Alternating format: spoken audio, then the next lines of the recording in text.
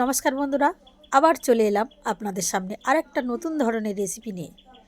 Chicken তো সবাই আমরা তেল দিয়ে কষিয়ে কষিয়ে রান্না করে খাই বন্ধুরা। বিনা তেলে চিকেনের রেসিপি কেউ কোনো দিন খেয়েছেন? যদি না খেয়ে থাকেন তাহলে দেখে নিন। এখানে আমি প্রথমে কড়াইতে দিয়ে দেবো পেঁয়াজ বাটা। কড়াইতে আমি দিয়ে দিলাম। এর মধ্যে দিয়ে দেবো আদা বাটা। বন্ধুরা, চিকেনের পরিমাণ অনুযায়ী আমরা মশলা দেবো। দিয়ে দেবো 2 টুকরো দারুচিনি, দিয়ে দেবো কয়েকটা থেঁতো করা এলাচ, দিয়ে দেবো অল্প করে একটু জয়িত্রীর ফুল, দিয়ে দেবো কয়েকটি লবঙ্গ, দিয়ে দেবো কয়েকটা গোলমরিচ, দিয়ে দেবো একটা তেজপাতা, দিয়ে দেবো 2টো কাঁচা লঙ্কা চেলা করা। বন্ধুরা, ঝালটা যে যার স্বাদ অনুযায়ী দিয়ে দেবেন। আর এখানে দিয়ে দেবো টক দই 5 থেকে 6 চামচ আমি টক দই দিয়ে দিলাম। আর এর মধ্যে দিয়ে দেবো আমি চিকেনটাকে আমি আগে থেকে একটু পরিষ্কার করে ধুয়ে রেখেছিলাম, চিকেনটাকেও দিয়ে দিলাম। বন্ধুরা, এখানে আমি চিকেনের পরিমাণ নিয়েছি 500 গ্রাম। এখানে আমি ঘি দেবো 3 থেকে 4 চামচ আমি ঘি দিয়ে দেবো। এর মধ্যে দিয়ে দেবো দুধ। এখানে আমি 1 বাটি দুধ 250 গ্রামের মতো জাল দিয়ে ঘন করে রেখেছিলাম, সেই দুধটা এর মধ্যে দিয়ে দিলাম। দিয়ে এবার সমস্ত উপকরণ আমি একসাথে ভালোভাবে মিশিয়ে নেব। এই দেখুন বন্ধুরা, ঠিক এইভাবে আমি ভালো করে দুধের সাথে চিকেনটাকে ভালোভাবে মিশিয়ে নেব। বন্ধুরা, এখনও কিন্তু আমি গ্যাসটাকে অন করিনি। এগুলোকে একসাথে ভালোভাবে মিশিয়ে নেব।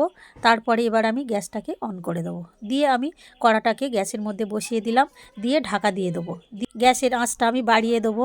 যখন দেখব আমার টকবক করে ফুটছে, এই সময় এর মধ্যে আমি দিয়ে দেবো স্বাদ মতো লবণ আর দিয়ে দেবো স্বাদ মতো চিনি।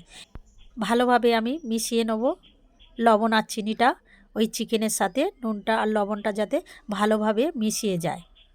দেখতে পাচ্ছেন বন্ধুরা, আমি ঠিক এইভাবে একটু নেড়ে চেড়ে ভালো করে নেব।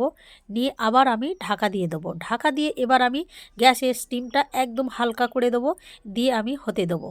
দেখতে পাচ্ছেন বন্ধুরা, আধ ঘন্টা পরে আমি ফিরে এলাম। এই দেখুন, একদম দুধটা ঘন হয়ে গেছে আর আমার চিকেনগুলো একদম সিদ্ধ হয়ে গেছে।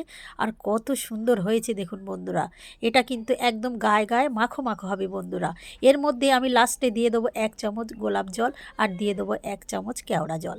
দিয়ে আমি একটু নেড়ে চেড়ে নিলেই একদম রেডি। বন্ধুরা, এখানে কিন্তু আমি হলুদের গুঁড়ো কিংবা লঙ্কার গুঁড়ো কোনো কিছুই ব্যবহার করছি না। একদম সিম্পলভাবে ঘরে যে সমস্ত উপকরণ থাকে সেই সমস্ত উপকরণ দিয়ে রান্না করলেই কিন্তু একদম রেডি হয়ে যাবে বিনা তেলে চিকেন কোরমা রেসিপি।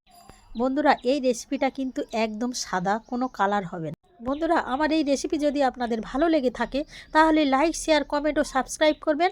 আর ফেসবুক থেকে দেখলে আমার পেজটাকে ফলো করে পাশে থাকবেন। এই দেখুন বন্ধুরা, একদম রেডি হয়ে গেছে। বন্ধুরা, এই রেসিপি দিয়ে কিন্তু রুটি, ভাত কিংবা পরোটা যেটাই খান না কেন খেতে হয় কিন্তু অসাধারণ। আর পারলে একবার বাড়িতে এইভাবে একবার বানিয়ে দেখুন, সবাই কিন্তু হাত চেটে পুটে খাবে। ধন্যবাদ বন্ধুরা।